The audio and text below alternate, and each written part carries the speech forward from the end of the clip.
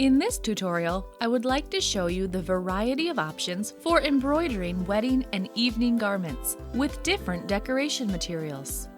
Long and short bugle beads, seed beads, and mixed materials. Example 1. What you see here are short bugle beads, sewn on with gaps in between. I pick up a bead, bring the needle down, and bring it out 1 millimeter below the previous stitch. Then I pick up another bead, bring the needle down, bring it out, string the next bead, etc. You get the point. Example 2. Here I have used longer bugle beads framed in seed beads. I pick up a seed bead, a bugle bead, and another seed bead, and I bring the needle down. I bring the needle back up at a small distance. And again, I pick up a seed bead, a bugle bead, and another seed bead, bring the needle down, etc. You can basically embroider such lines in any direction. They will settle down nicely. For example, you might want to use them to highlight the contour of a motif. Example 3. This is a stem stitch version with pearl beads. I pick up a pearl bead and 5 seed beads on the needle and bring the needle down. And then again, a pearl bead, 5 seed beads, etc. Every time, the needle comes up next to the middle of the previous stitch and in the same direction. If I need to embroider a curved line and not a straight line, think an outside of a leaf. Then I simply keep bringing the needle down with a turn in correspondence with the shape of the motif. And I always bring the needle out next to the middle of the previous stitch, regardless of the direction. The direction of the row of stitches depends on where the needle enters the fabric. Examples 4, 5, and 6. These are wide-spaced stitches with larger and smaller pearl beads and faceted beads. These types of beads are produced by various manufacturers. Quite nice beads are made in the Czech Republic. Swarovski are the most beautiful and expensive kind. You have a very wide range to choose from. Large and small beads with different faceting styles. AB beads look particularly great on wedding garments. They are clear and iridescent and match any dress. Example 7. This is another stem stitch version based on the same principle. The needle comes out next to the middle of the previous stitch. The only difference is the sequence. A seed bead, a larger bead, and another seed bead. The stitches are diagonal. If I need to change the direction, then I keep bringing the needle down with a turn corresponding to the shape of the motif and bringing it out next to the middle of the previous stitch, regardless of the direction. This allows you to arrange the stitches in the desired direction with respect to the motif. When the curved area of the contour you are embroidering comes to its end, you need to pass on to the next curved area. Don't try to turn the same row of stitches in a new direction, but start a new row instead. On any motif, I always find a convex line and start from it. Let me illustrate the rule of embroidering a curved line with stem stitches. As you can see here, the edge of the piece has a rather complicated shape. I prefer dividing it in separate sections instead of making it a single uninterrupted row of stitches along the entire contour. I divide it in 3 sections, 1, 2, and 3. I will make a row of stitches in different directions on each section. Section 1 is a convex line, and I move from left to right, always bringing the needle down from the outer side. I make the first, the second, and then the third stitch, and so on until I reach the section 2. I need to work on section 2 as if it were another convex line and not a concave line. In my imagination, I swap the motif and the empty space in the picture and stitch from left to right as if along a convex line. I try to fully cover the edge with seed beads or whatever accessories I am using. Eventually, I reach the beginning of Section 1. Section 3 is embroidered the same way as Section 1, from left to right, following the convex line. When making the first stitch, the needle enters the fabric at a 2 mm distance from the edge. The rest of the stitches are sewn the same way, from left to right, down to the very end. Therefore, I can embroider a very neat contour by splitting it into several sections. It will look smooth, and you won't be able to tell where the ends of the sections meet. If I had tried to make an uninterrupted row of stitches, I would have had to make a turn between sections 1 and 2 and follow the concave line. The stitches would have been uneven because it is really hard to embroider a concave line. When you are embroidering a convex line, the stitches settle down nicely and form a neat, even row. Example 8.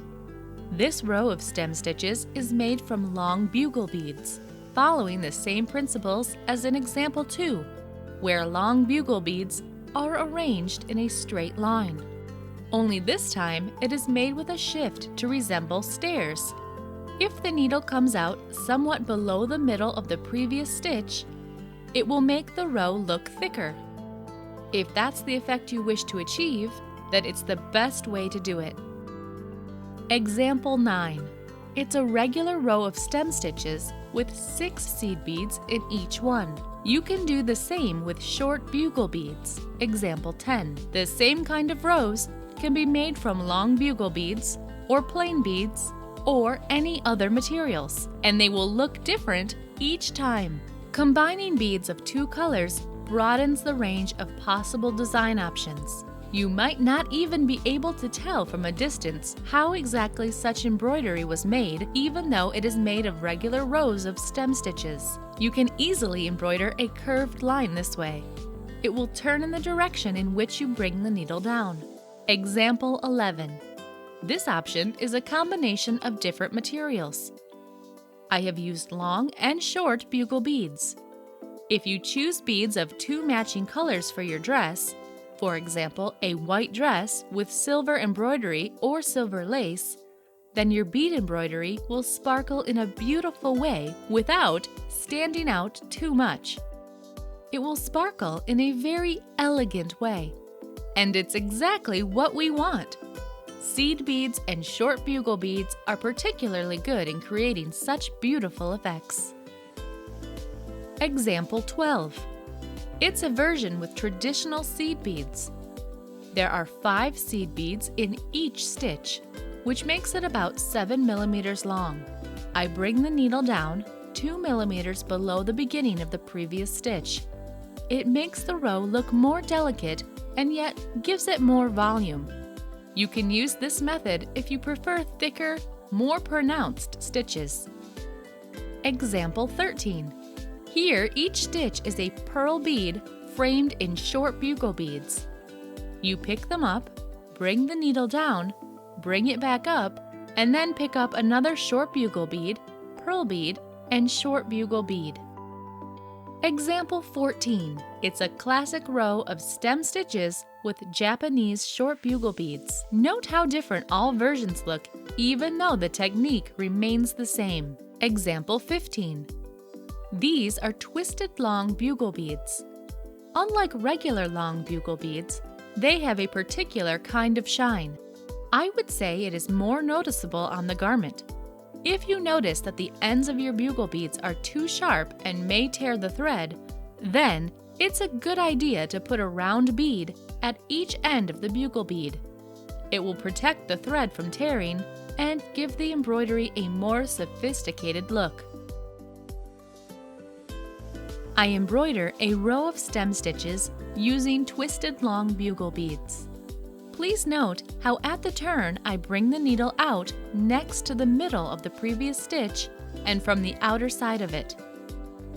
When the turn is supposed to go sharper, I step 1 mm down from the middle of the previous stitch. This trick allows you to make sharper turns following the contour. It works particularly well with long bugle beads because they don't bend, unlike strands of seed beads. I make the turn sharper by stepping down from the middle of the previous stitch.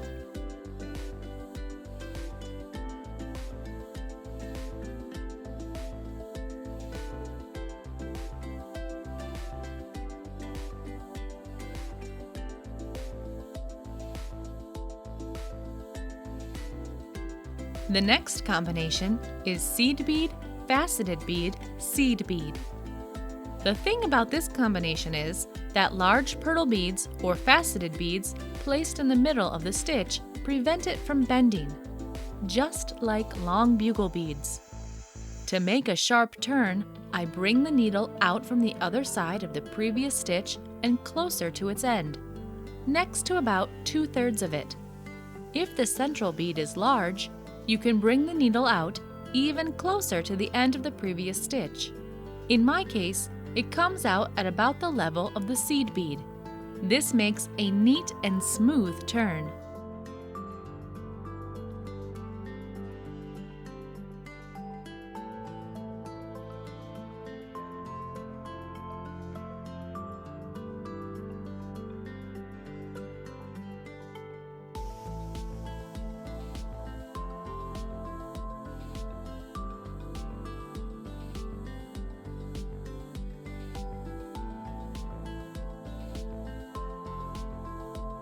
The next combination is seed bead, long bugle bead, seed bead. The row is made just the same way as the twisted long bugle bead version. If you need to make a turn, you simply bring the needle out next to the middle of the previous stitch. And if you need to make a sharp turn, you step 1 millimeter down from the middle of the previous stitch, from the other side of it. The seed beads prevent the bugle beads from tearing the thread with their sharp edges.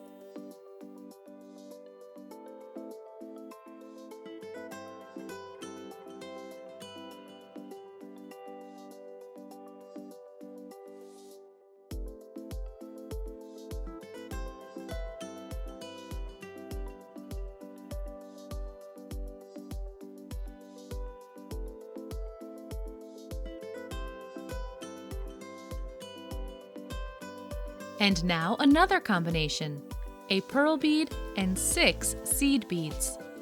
These are classic stem stitches where the needle comes out next to the middle of the previous stitch.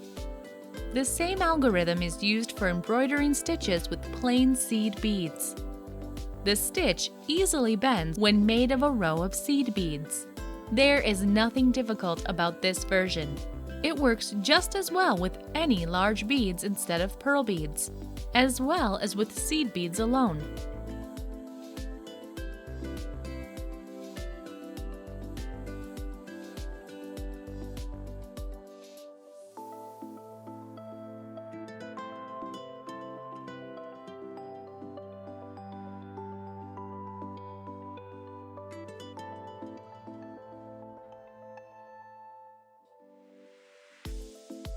The next stitch is made of 1 seed bead and 1 long bugle bead.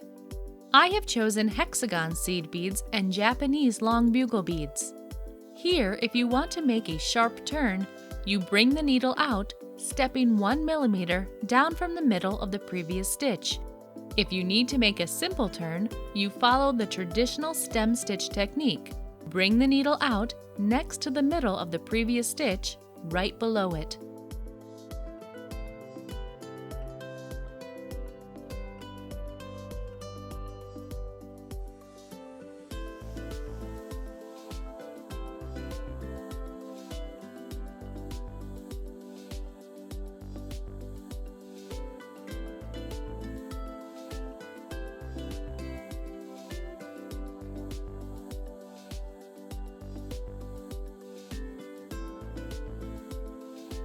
There are 3 types of stem stitch rows here in this image.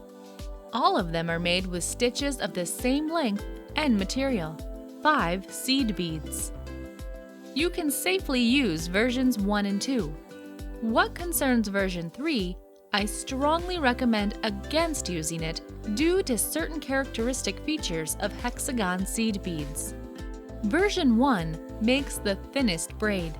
There are 5 seed beads in the stitch, and the needle comes out right next to the middle of the previous stitch.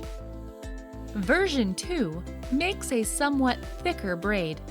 The needle comes out next to about 2/3 of the previous stitch, which makes more pronounced stitches and a thicker row. Versions 1 and 2 are used depending on how much space you need to fill in and what effect you want to achieve. Version 3 is represented by transversal stitches. Let me explain why I don't recommend using it. There is the same amount of beads, 5, in the stitches of all 3 versions. But since hexagon seed beads produce the best shine along the vertical axis, the row does not look very neat when made of horizontal transversal stitches. It looks as though all stitches had different lengths, and the beads simply don't look as impressive because they shine better vertically than horizontally. I have come across this problem many times before, and I just cannot recommend it. You could only use it for filling in individual areas.